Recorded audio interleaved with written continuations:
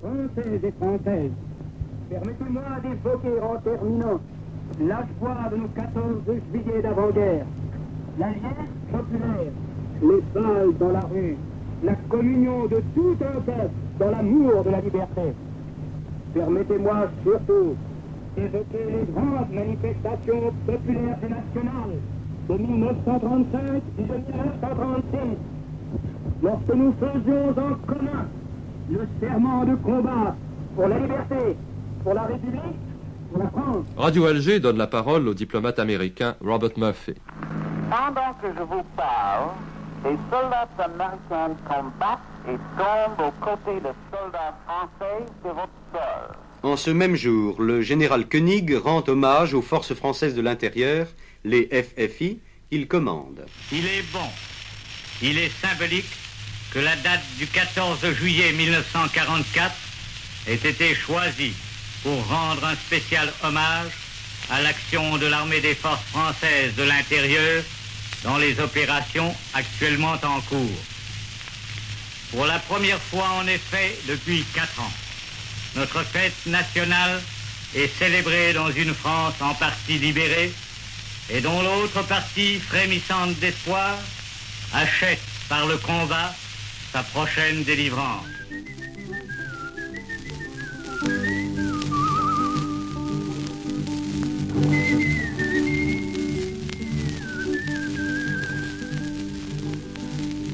Un vieil homme dans un grenier, pour la nuit nous a cachés, les Allemands n'ont su. Il est mort sans surprise.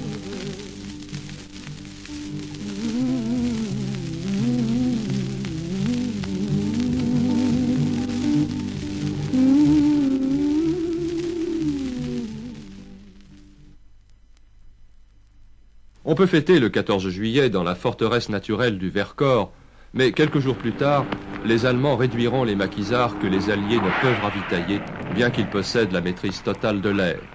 Sans cesse, les chasseurs bombardiers attaquent tout ce qui bouge sur les routes.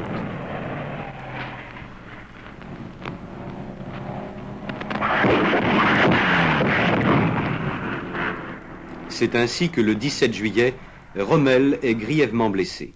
Ce qui change peut-être l'issue du complot contre Hitler. À l'ouest européen, vers lequel nous revenons, la guerre aérienne, elle aussi se prolonge.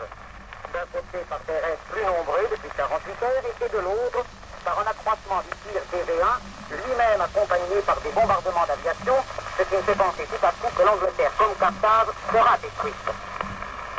John Harold Patrick, dont vous venez d'entendre la critique militaire, sera demain samedi 22 juillet à 13h, l'éditorialiste du Radio-Journal de Paris.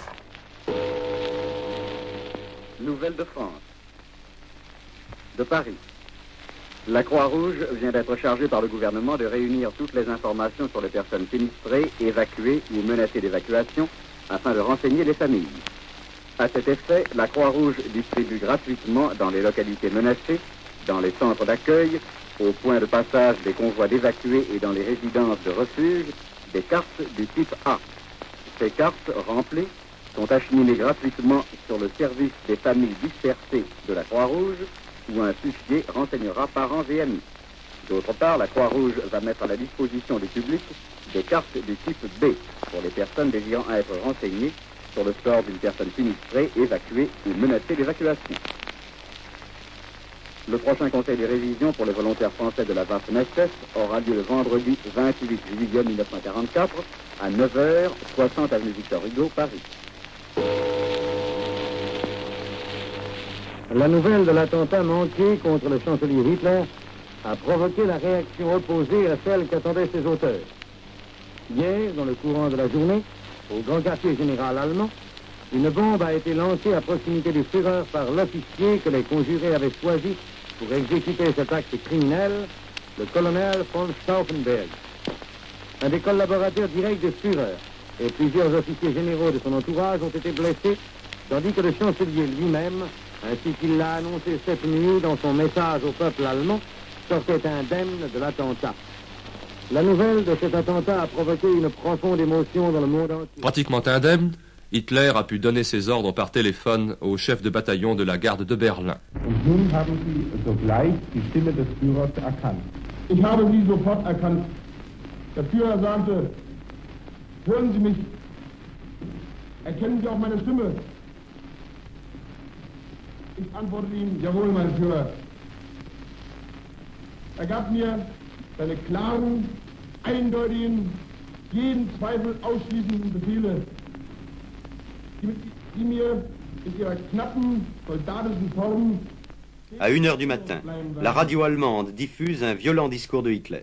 In der Überzeugung, dass wir mit dem Auftreten dieser ganz kleinen Verräter und Verschwörerklicke nun endlich, aber auch im Rücken der Heimat, die Atmosphäre schaffen werden, die die kämpfende Front braucht.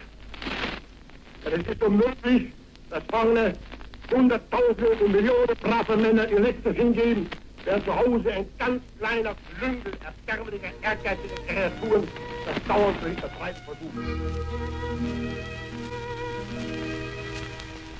Gute Nacht, mein Blankengelein, mein Lied durch den Raum zu dir dringt. Gott Amor steigt auf zum Fenster herein, dass dir den schönsten Traum bringt. Défaites et complots ont durement secoué le moral allemand, que Goebbels entreprend de remonter par la promesse d'armes secrètes terrifiantes. Da kürzlich moderne deutsche Waffen, bei deren Anblick mir nicht das Herz höher schlug, sondern einen Augenblick stillstehen blieb. Ce n'est d'ailleurs pas une vaine menace. Les Anglais en font la cruelle expérience depuis le 15 juin avec les V1.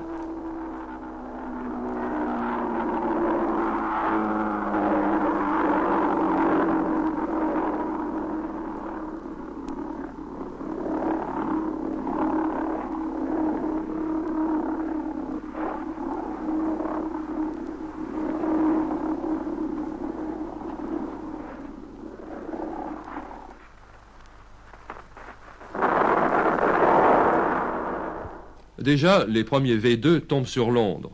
Ça vient trop tard pour démoraliser les Anglais. Quant aux Américains, la voix charmeuse de Salé ne les trouble pas non plus.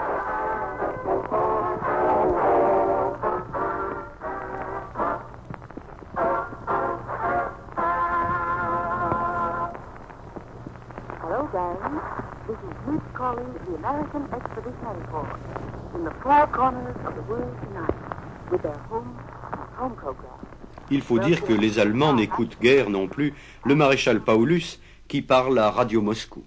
50 Generale aus der Kriegsgefangenschaft heraus ihr eigenes Volk und ihre eigene Wehrmacht aufrufen, den Krieg einzustellen und die Waffen gegen die eigene Regierung zu wenden, ist sicherlich ein bisher einmaliger Vorgang. Tant bien que mal, les Allemands ont rétabli un front en Pologne.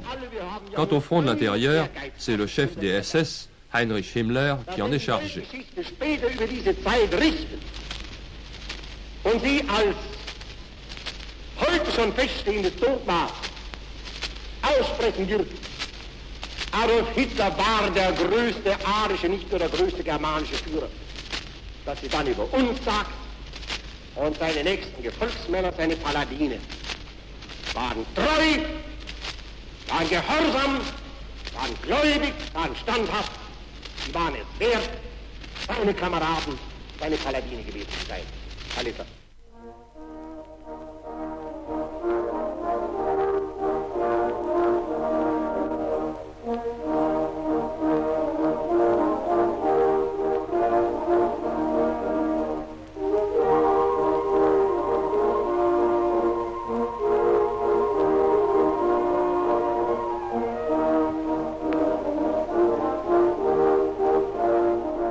Que devient la guerre dans le Pacifique?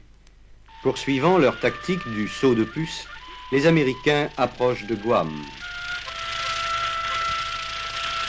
We're speaking to you from the hold of a Navy transport several miles off Guam in the western Pacific. Tonight, on the eve of this new invasion, we've taken you into the living quarters of some of the Marines who will storm the Guam beaches tomorrow. They are gathered around us. One playing San Antonio Rose on the harmonica. Are you married? No. Have you been in combat before? Yeah, I have one. Did you get the Purple Heart?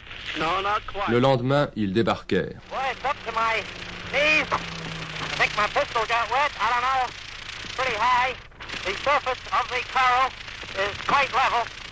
The men are all spread out.